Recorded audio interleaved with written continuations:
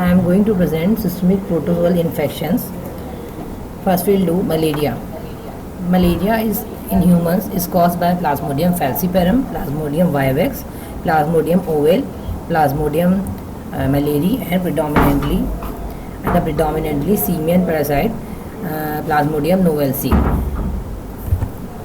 The WHO's Millennium Development Goal 6 aims to halt the spread of the disease by 2015, and its rollback malaria campaign is designed to halve the mortality by 2010 by utilizing the best evidence vector and disease control methods such as artemisinin combination therapy. Now, travelers are mostly susceptible to malaria due to the increased travel. Over 2,000 cases are imported annually into UK. Most of cases are due to falciparum, usually from Africa, and of these 1% die because of late diagnosis. Immigrants returning home from visiting family and friends overseas but who have long-term residence in the UK are particularly at risk. They have lost their partial immunity and do not realize that they should be taking malaria prophylaxis. A few people living near airports in Europe have acquired malaria from accidentally imported mosquitoes. Now, the life cycle. Life cycle starts with the female Anopheles mosquito. It becomes infected when it feeds on human blood containing gametocytes, the sexual forms of the malaria parasite. The cycle starts with the bite of female Anopheles mosquito, in which it gives sporozoites,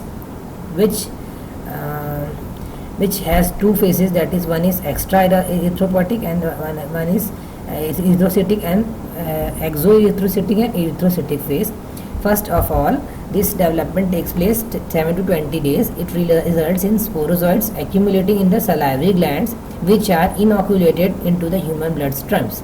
Now, this sporozoites they disappears from the human blood within half an hour, and it goes to the liver. It forms exoerythrotic cycle, in which it forms merozoites.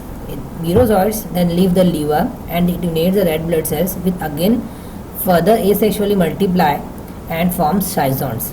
These schizons, after rupture, release more of merozoites. Merozoites into the blood, and they cause fever and periodicity, which depends upon the species of the parasite. Plasmodium vivax and ovale, they persist in the liver cells at dormant forms, that is hypnozoites. These forms are only in vivax and ovale, and they are capable of developing into merozoites months or years after. That's why they will cause relapse. Thus, the first attack of clinical malaria may occur long after the patient has left the endemic area, and the disease may relapse after treatment if drugs that kill only the erythrocytic stage of the parasites are given. This phase in this cycle, first is the exoerythrocytic cycle that occurs in liver, in which hypnozoites, if it's ovale or vivax, hypnozoites will remain in the liver and it will cause relapse. After this, it will again form merozoites and sporozoites and schizons turn. After merozoites are released, they called sexual differentiation, that is male and female gametocytes. These male and female gametocytes, they will form zygote, and in the they will form ookinete, which forms young cyst, segmentine oocyst, and then they rupture and they release. They will remain in the salivary gland, and after rupture they will again release sporozoites. These sporozoites again start the cycle. Now, Plasmodium falciparum and Plasmodium malariae have no persistent exoerythrocytic phase of birth. The exoerythrocytic phase means in the liver they are not in the form of hypnozoites, but recrudescence of the fever may result from multiplication of the parasites in the red cells, which have not been eliminated by the treatment and improving process. If they will not have any hypnozoites form, that is the persistent form, they will not have. But if the drug is not adequately taken, or the patient's immunity is not proper, or treatment is not proper, then in them also the relapses, recrudescence can occur. Now, the red cells infected with the malaria, they are prone to hemolysis. This is the most severe form. with falciparum, Plasmodium falciparum, which invades red cells of all ages but especially young cells. Plasmodium vivax and ovale, they invade the reticulocytes, and malaria invades normoblast, so that infection remains lighter. Now anemia may be found and is worsened by this erythropoiesis, splenomegaly, and depletion of the folate stores. These are the causes of anemia, or extra causes of anemia. Now in falciparum malaria, the red cells containing the trophozoites adhere to the vascular endothelium in the post-capillary venules in brain, kidney, liver, lungs, and gut. And when these vessels become congested, they result in widespread organ damage, which is exacerbated by rupture of cyzons, liberating toxic and antigenic substance. Plasmodium falciparum has influenced human evolution with the appearance of protective mutations such as sickle cell thalassemia, G6PD deficiency, and HLA-B53. Now the falciparum does not grow well in the red cells that contain hemoglobin F, C, or especially S. So these heterozygous hemoglobin S, they are protected from the lethal complications of malaria. And similarly, the vivax, the Plasmodium vivax, cannot enter red cells that lack the Duffy blood code. Therefore, many West Africans and African Americans are protected. Now the clinical features. The clinical features of malaria, they are non-specific, and diagnosis must be suspected in any person if he is returning from endemic area and has features of infections. Now first is Plasmodium falciparum. Plasmodium falciparum is the most dangerous form of malaria because in this patient either killed or cured, and this causes the most lethal complications. The onset is often insidious with malaise, headache, and vomiting. Cough and mild diarrhea are also common. The fever has no particular pattern. There may be jaundice may be also be present because of hemolysis and hepatic dysfunction. Okay. Now the spleen, there will be spleen or liver enlargement, splenomegaly or hepatomegaly, and which can be also be tender. And these are non-specific findings of any fever. But if patient is coming from endemic area, then and he is having high grade fever, then we should suspect. Now the anemia develops rapidly because of thrombocytopenia, and a patient with falciparum malaria apparently not seriously ill may rapidly develop dangerous complications. It's very rapid. The course is very rapid. Now what are the complications which malaria can cause? First is neurological complication. It can cause coma, it can cause hypoglycemia, it can cause seizures, it can cause cranial nerve palsies, and it can cause opisthotonus. Now in the optic fundus, it can cause Roth spots and malarial retinopathy. Now in the respiratory system, because of this adherence to vascular endothelium, they can cause a variety of systemic symptoms. First of all is neurological, which is the most dreadful complications. It can cause pulmonary edema in the respiratory system. It can cause pulmonary edema and secondary bacterial pneumonia. In cardiovascular system, it can cause shock, cardiac failure, dysrhythmia with quinine, because quinine itself can cause dysarrhythmia, and if patient is taking treatment for malaria with like quinine, then it itself can cause dysarrhythmia, and malaria can also cause. Now the renal complication can be acute renal failure, severe hemolysis resulting in hemoglobinuria, that is black water fever. In abdomen, it can cause jaundice, it can cause tender hepatomegaly and splenomegaly, it can cause hepatitis, due to which it can cause pain in the upper quadrant. Okay. Now in the blood, it can cause parasitemia, anemia, thrombocytopenia, and coagulopathy. And in this blood picture, we can see ring forms, we can see trophozoite, we can see cyzont, which have different morphology, and with different morphology, it can be seen in the slide with thin film slide, synsmium. Now the severe complications of and their management. Severe complications of falciparum malaria and their immediate management. First is coma, that is cerebral malaria. First of all, we have to maintain the airway. We have to exclude the other causes of coma like hypoglycemia, meningitis, and encephalopathy. This type we have to exclude. Third is avoid harmful ancillary treatment such as corticosteroids, heparin and adrenaline, and intubate the patient if necessary. Now for hyperpyrexia, we have to do cold sponging, fanning, cooling blanket and antibiotic drugs like paracetamol. For convulsions, we have to maintain the airway. We have to promptly treat with diazepam or paraldehyde injections. For hypoglycemia, we have to maintain the blood glucose, give 50% of dextrose solution followed by 10% dextrose infusion. And for severe anemia, we have to transfuse the fresh blood, whole blood or packed cells if pathogen screening or donor blood is available.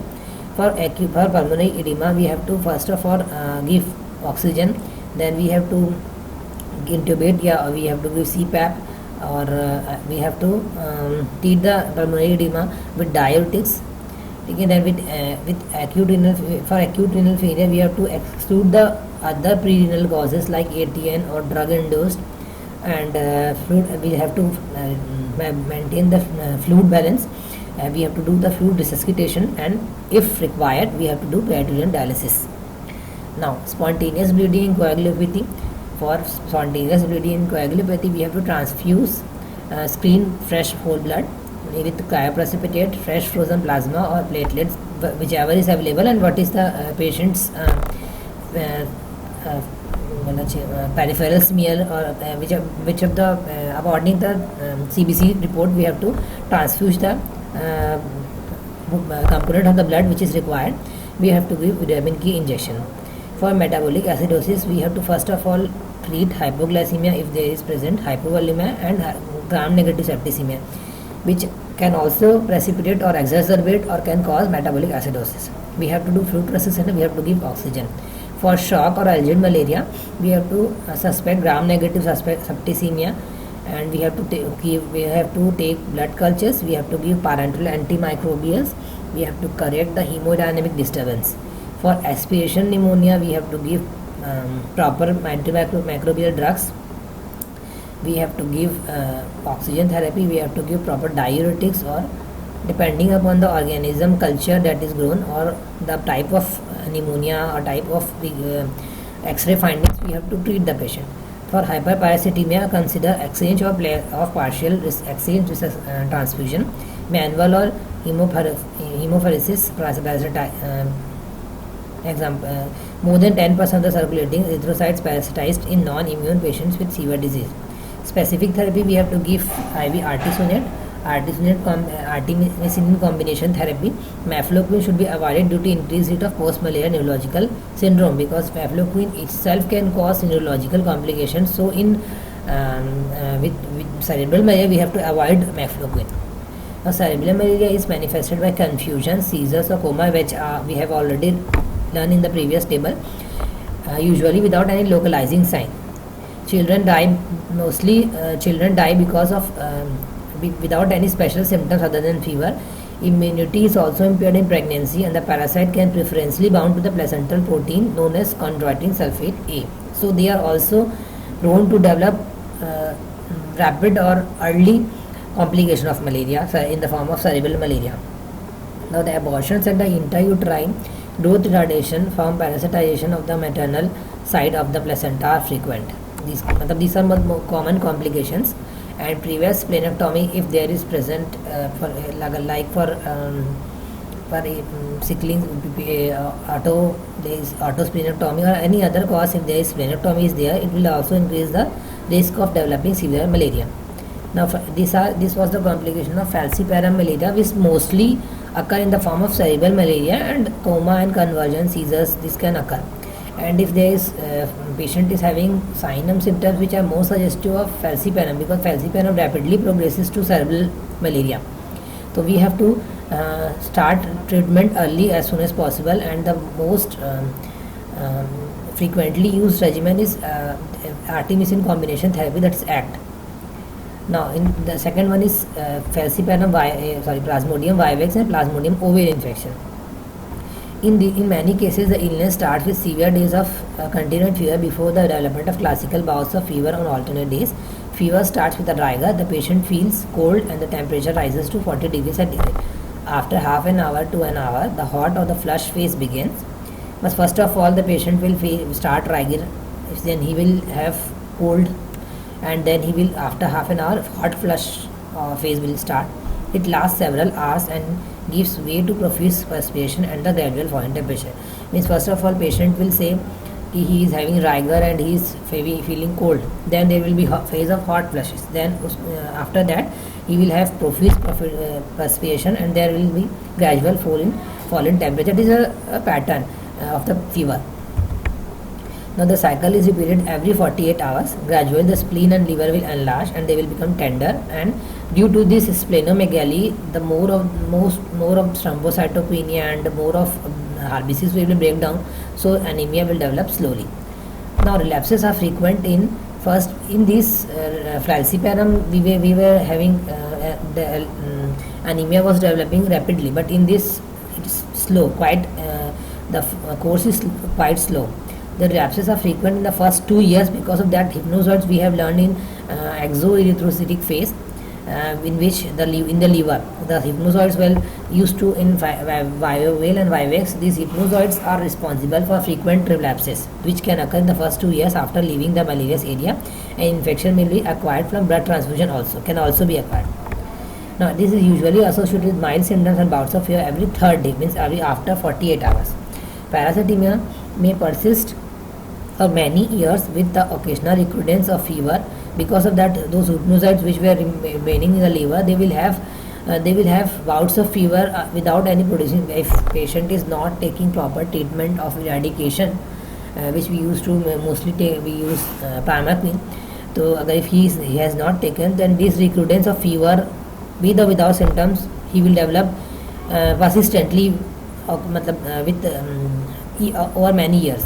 Now chronic Plasmodium falciparum chronic Clostridium malaria infection causes glomerulonephritis and long-term nephrotic syndrome in children. This Plasmodium malaria can cause glomerulonephritis and which can in the form of nephrotic syndrome in children. Mostly the children are susceptible. Now what are the first within the management part? This was a clinical feature, and Plasmodium falciparum, OX malaria and oval, this different clinical features, different type of presentation, different type of complications of these 4 types of malaria. Now how we have to manage? In management part we have 2 things. First of all, investigation. The second one is treatment. First we have to diagnose the patient is having malaria or other cause of fever, because the symptoms are non-specific in the form of fever, malaise, this type of features. So we can have other differential diagnosis. We have to exclude first of all other differential diagnosis depending on the clinical features. So, like if patient is presenting with neurological complications like coma, seizures, we have to exclude the other cause of coma, other cause of seizures. We have to exclude first of all. That we can do with if patient is having, depending on if he is having any focal neurological signs, or like coma, we have hypoglycemia is there patient is having, or any dyslipidemia, or other cause of hypoglycemia of coma, or seizures maybe if patient is having epileptic syndrome, or patient is having other causes of seizures, like he can have different types of seizures he can also have. So first of all we have to, if patient is presenting fever or other feature that is suggestive of malaria and complication of malaria causing coma or convulsions, that we have to, first of all we have to think over it, we have to exclude other diagnosis. Similarly for other features like respiratory, if patient is having acute pulmonary edema, then other causes can also be there, so we have to exclude that causes also. In the similar way, the other clinical features like fever itself can occur in any disease. It's not compulsory it's on if fever is there, we will if high grade fever is there, then it will be having malaria, because malaria, if patient is living in the endemic area, he is returning from endemic area, then we can suspect. But if patient is not coming from that area and high grade fever is there, so it's not compulsory it will be malaria. It can occur urine, patient can have urine infection, or other cause like he can have typhoid, he can have other causes of fever also like meningitis, it can also present. So first of all we have to judge depending on the clinical feature of the patient which he is presenting. So for investigation we will see for thick film and thin film, Giemsa stain, thick or thin film. Thick film is mostly we used to do for morphology morphological diagnosis. If we have to see the smear that malaria parasite is present or not, so we have to see thick film. We have to see in thick film. But thin film, if we have to differentiate the ring forms, the trophozoite forms, the merozoite form, and the different type of malaria parasite, then we have to do thin film. So first of all, for screening, that we mostly used to do thick film, and for confirmation of diagnosis, for confirmation of the type of parasite, we have to do thin film. Now in thick film, the erythrocytes are lysed, releasing all stages of blood, all the blood stages of parasite. This as well as fact that more blood is used in the thick film facilitates the diagnosis of low level of parasitemia. Means because in thick film we are having large amount of blood, we are having large amount of we are using. So if in low level of parasitemia also we can diagnose from this thick film. Now a thin film is essential to confirm the diagnosis, to identify the species of parasite, and in Plasmodium falciparum infections to quantify the parasite load. As I was saying in the have said कि for thick film, just through screening, as a screening tool, we have to do he is having malaria infection or not. Then for further quantifying, for further differentiation of morphology, we have to do thin film. In this thin film, we can also quantify the load, the parasitic load, by counting the number of infected erythrocyte that is present in smear in film.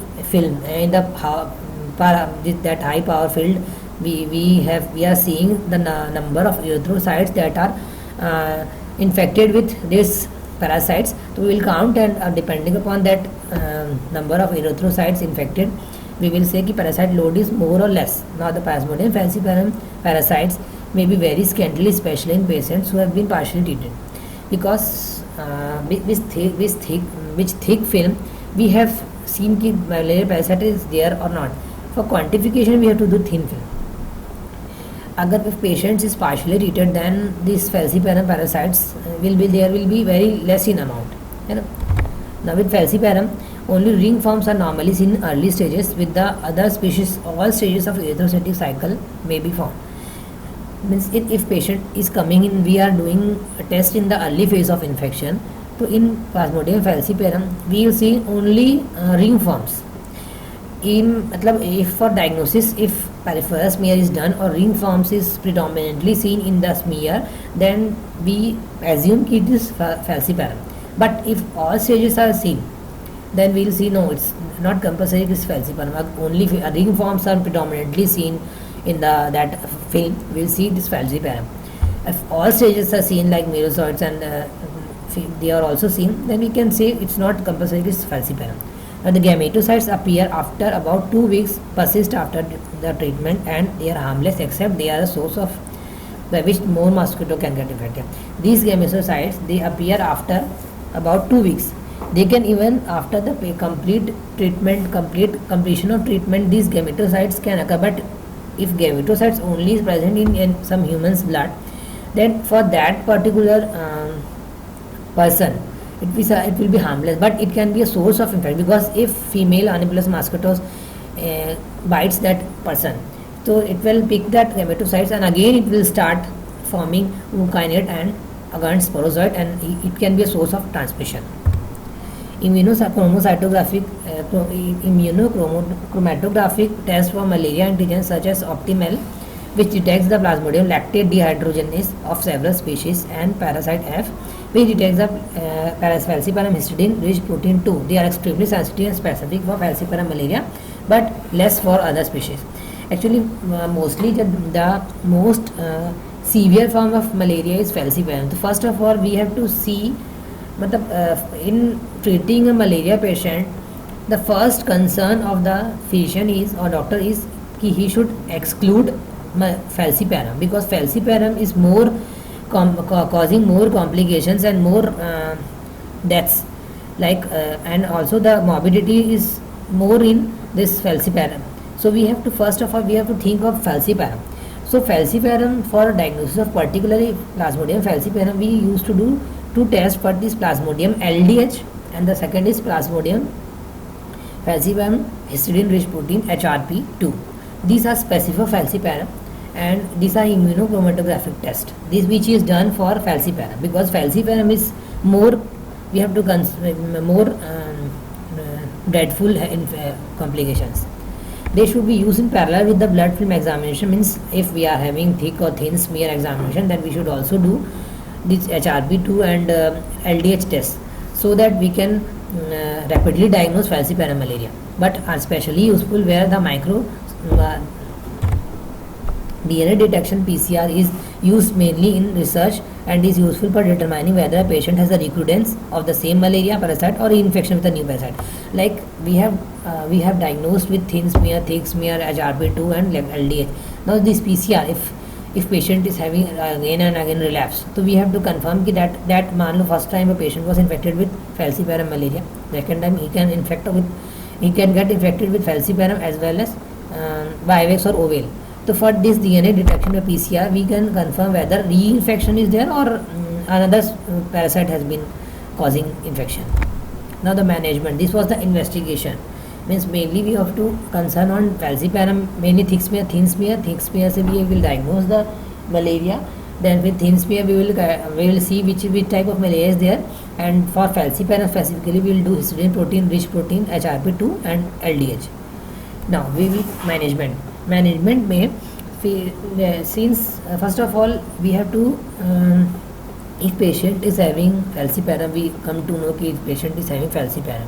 So we should know in India and most of the countries these are resistant to chloroquine and sulfadoxine pyrimethamine combinations. So the most commonly used regimen is artemisinin based combination, that is called artemisinin combination therapy or ACT. O-artemether contains artemether lumefantrine and is given 4 tablets in the form of 0, 8, 24, 38, 36, 48 and 60 hours. Alternative are quinine. Orally quinine by 600 mg of quinine salt every 8 hourly for 5 to 7 days. And for quinine we have to also monitor the ECG because it can cause arrhythmias. So if we are giving quinine to a patient 600 mg 8 hourly, 12 hourly, then we should have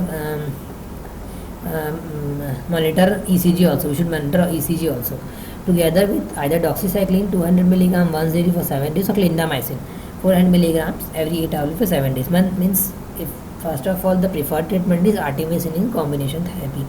If that is not available, then we should do quinine 600 mg 8 hourly for 5 to 7 days together with either doxycycline or clindamycin. Doxycycline 200 mg OD days for 7 days and clindamycin 4 to 450 mg 8 hourly for 7 days. Okay?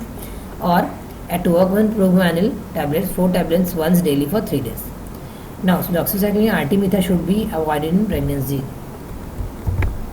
WHO policy in Africa is moving towards always using artemisinin based combination therapy, because even WHO is preferring this artemisinin combination based combination therapy. A combination of chloroproguanil and dapsone is in clinical trials of uncomplicated malaria in sub-Saharan African children and also been combined with artesunate. Now in India and other areas, artesunate 200 mg orally daily for 3 days and mefloquine 1 gram orally for on day 2 and 500 mg orally on day 3 may be used. Now complicated Plasmodium falciparum malaria. Severe malaria should be considered in any non-immune patients with the parasite count greater than 2%. If within this count, if we have quantified the falciparum reading forms, then if it is given that is it more than 2%, then we should consider for severe malaria and it is a medical emergency. Now the management includes antimicrobial, anti-malaria therapy, chemotherapy, active treatment of the complications, the correction of fluid and electrolyte balance, acid-base balance, and avoidance of harmful ancillary treatment. Now treatment of choice is artesunate. First on day 1 we have to give 2.4 mg per kg IV, which is mostly first day we give 120 mg BD on day 1 and another day 120 mg OD. This 2.4 milligram kg first kg matlab it will be around 60 kg में it will be around 240. So we will give on first day in the form of 120 BD and then 120 OD will be given for 7 days. And as soon as patient will start eating start oral treatment, oral diet, we should switch on to oral artesunate. That will 2 milligram per kg once daily is given instead of IV therapy. Now because to complete the total cumulative dose of 17 to 18 milligram per kg. Now rectal administration of artesunate is also being developed to allow administration in remote rural areas. Quinine salt can also be used in started in the loading dose of infusion 20 milligram per kg, that is around 600 milligram BD is given 8-12 hourly, 20 milligram per kg over 4 hours up to a maximum 1.4 grams. This is followed by maintenance dose of 10 milligram per kg quinine salt given at 4 hours infusion 2 to 3 times a day up to a maximum of 700 milligram per dose until the patient can take drugs orally.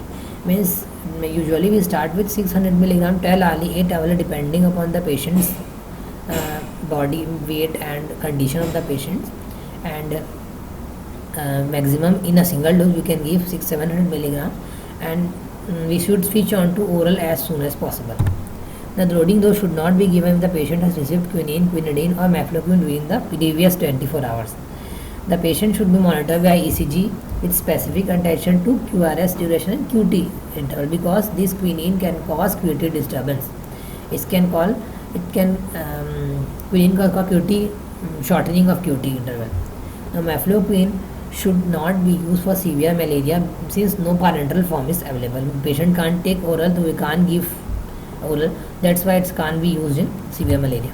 Now exchange transfusion has not been tested in randomized controlled trials but may be beneficial for non-immune patients with persisting parasitemia. More than 10% circulating erythrocytes are having ring forms, and we can consider for exchange transfusion.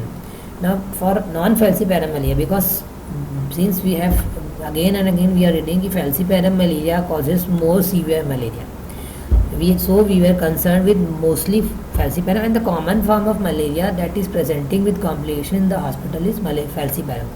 Now it can also there is also non-falciparum malaria. Non-falciparum means Vivax, Ovel and malaria. They should be treated with chloroquine. 600 mg chloroquine base followed by 300 mg in 6 hours, then 150 mg 12 hourly for 2 days. Since some chloroquine resistance have been reported, late relapses are prevented by prescribing antibiotics in the suppressive doses. However, radical cure is now achieved in most patients with falciparum vivax, Plasmodium vivax and Plasmodium oval malaria using a course of Primaquine. This for if a patient is coming with vivax or oval, we will give chloroquine, mostly we give chloroquine, and we will also give 15 mg Primaquine for 14 days for that hypnozoid form which was in the liver. It will destroy this Primaquine will destroy the hypnozoid form, so that recurrence or relapses we can prevent. If we are only treating with chloroquine, then again he will have relapses of that hypnozoid. So if we are knowing the patient is having Vivax or oval, then we should give Primaquine. Hemolysis can occur in patients who are CD deficient. Cyanosis due to formation of methoglobin in the right place is more common but not dangerous. Now prevention, because we know India is having so much of malaria, so we should have prevention. Clinical attacks of malaria may be preventable by chemoprophylaxis with chloroquine, atovaquone plus proguanil, doxycycline or mefloquine. The risk of malaria in the area to be visited and the degree of chloroquine resistance guide the recommendation for prophylaxis. Now what are the recommendation for this protection? First, chloroquine. If chloroquine resistance is high, so we will give norfloquine, doxycycline or malarone. Malarone is this combination of atovaquone plus proguanil. And if there is no resistance of chloroquine, then definitely we will give proguanil or chloroquine with proguanil. Dose of mefloquine is 250 mg weekly, because this is a prophylactic dose, so we have to give mefloquine in weekly dose. Okay? And it has to start 2 to 3 weeks before travel and it is to continue it 4 weeks after. मतलब if patient is going to endemic area, if he is planned he has to go on this date, then he will start 2 to 3 weeks before the travel. Weekly he has to take 250 milligrams mefloquine and he has to continue until 4 weeks after returning from that area. Similarly, doxycycline we have to take 100 milligram daily. It should be started 1 week before and it should be continued after for 4 weeks until 4 weeks after the returning from the travel, or if he is there. A melatonin, that is combination of atovaquone and progranil, we have to take 1 tablet daily from 1 to 2 days before. It can be taken. We were taking doxycycline 1 week before, mefloquine 2 to 3 weeks before, but melatonin we can take 1 to 3 days before travel and we have to continue only for 1 week. If we are taking chloroquine, then 300 milligram base weekly we have to take and progranil 100 to 200 milligram daily. Okay. Now this also we have to start 1 week before and we have to continue for 4 weeks. Means except this melatonin, we have to continue all the drugs for 4 weeks after returning from the travel or if we are there. And this chloroquine, progranil and this doxycycline we have to start 1 week before. Melatonin we have to continue for 1 week and we have to start 1 to 2 days. Mefloquine for longest time we have to take this mefloquine, which we have to start 2 to 3 weeks before travel and we have to continue for 4 weeks after travel. Now Fansidar should not be used for hemoprophylaxis, as deaths have occurred from agranulocytosis of Stevens-Johnson syndrome. Mefloquine is useful in areas of multiple drug resistance such as East and Central Africa and Papua New Guinea. Experience shows that it is safe and for at least 2 years, but there are several contraindications for its use. It should be started 2 3. Mostly the most common drug that is used for prophylaxis is mefloquine, and it is started 2 to 3 weeks before travel and they have to continue for 4 weeks. Chloroquine should not be taken continuously as a prophylactic for more than 5 years without regular ophthalmic examination because it can cause irreversible retinopathy. In pregnancy and lactation, this chloroquine and progranil is safe. Maybe can't say mefloquine. Doxycycline also. Prevention also can involve use of high percentage diethyl toluamide, DEET, covering up extremities where out after dark and sleeping under the permethrin impregnated mosquito nets. These are the commonly used for prevention. Now malaria control in endemic areas. These are the major initiatives underway to reduce the malaria in endemic areas, and it is estimated that this would be cost effective even at the cost of $3 million per year. Successful programs have involved a combination of vector control, including indoor residual spraying, use of long-acting insecticide treated bed nets, and intermittent preventive therapy that we have studied already in PSM. How can we this in endemic area for prevention of this malaria, like spraying of that residual spraying and long-acting insecticides and using that impregnated nets, permethrin impregnated nets. That was we have studied in PSM. Development of fully protective malaria vaccine is still now way off, which is not surprising considering that natural immunity is incomplete and is not long-lived. This is, however, some evidence that vaccination can reduce the incidence of severe malaria in populations. Trial vaccines are being evaluated in Africa. Thank you. Hello sir, class ले रही हूँ, बस ख़त्म हो गया है। जी हो गया। Thank you.